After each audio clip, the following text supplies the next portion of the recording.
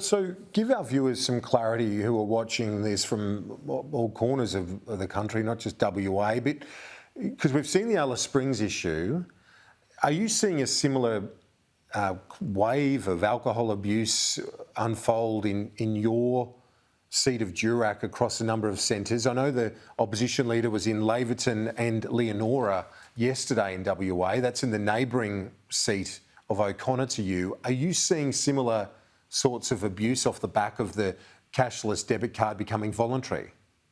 Yeah, absolutely. And let's be clear, Port Hedland was not on the cashless debit card.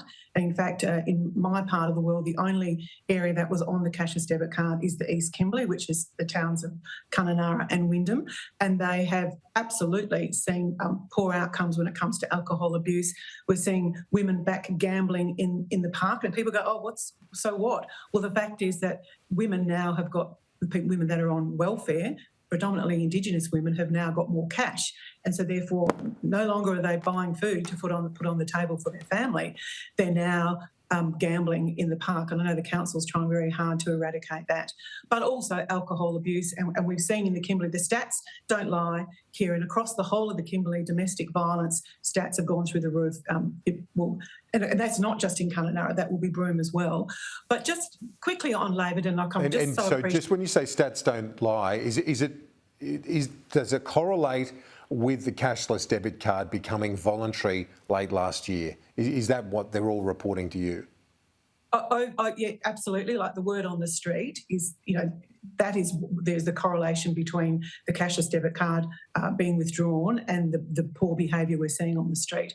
But when you have a look at the police statistics for Western Australia, since October, we have seen an increase in domestic violence. So 400 incidents, and these are incidents that have been reported. There'll be many incidents that aren't reported.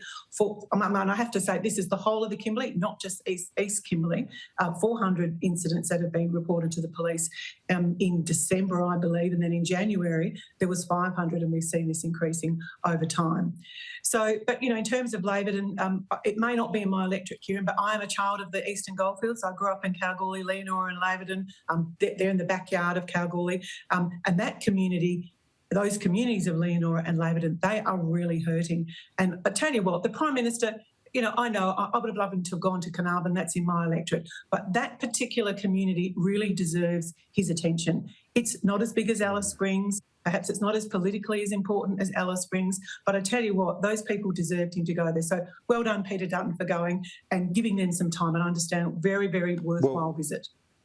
And the difference with Alice Springs is this was if everything we're seeing and hearing from the likes of Mayor Hill in Laverton and elsewhere, if all this is happening due to the removal of the cashless debit card or making it voluntary in WA, the difference with Alice Springs is this is a direct result of this government's decision. Yeah, absolutely. And what we're seeing in Laverton is a direct result of them withdrawing the cashless debit card. I mean, 100% Laverton has seen such an improvement in just social outcomes since the cashless debit card has been there, and in Leonora and across Kalgoorlie as well. So, but we've got issues across the whole of regional WA. I mean, we know that these issues in regional towns, whether it's alcohol abuse, we all want our Australian Aboriginals to have a better life. Grog is not helping that situation. The Prime Minister holding this first ever federal cabinet in Port Hedland. The argument the government makes is that obviously they did well in Perth electorally, but they're saying they've always said WA is more than just Perth, and hence they go to that economic, the engine room of the WA economy in Port Hedland. Do you think it will be well received by locals there, the fact that they've made the effort?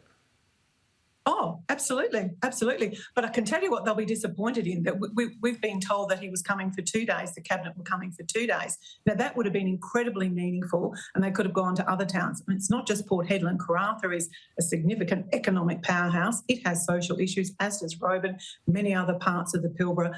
They'll be pleased that the Prime Minister has come, but I think they'll be disappointed that the Cabinet is not coming for 2 days, which is what we were promised. Melissa Price joining us live from WA. Thanks so much. Talk to you soon. Good on you. Thanks, Kieran.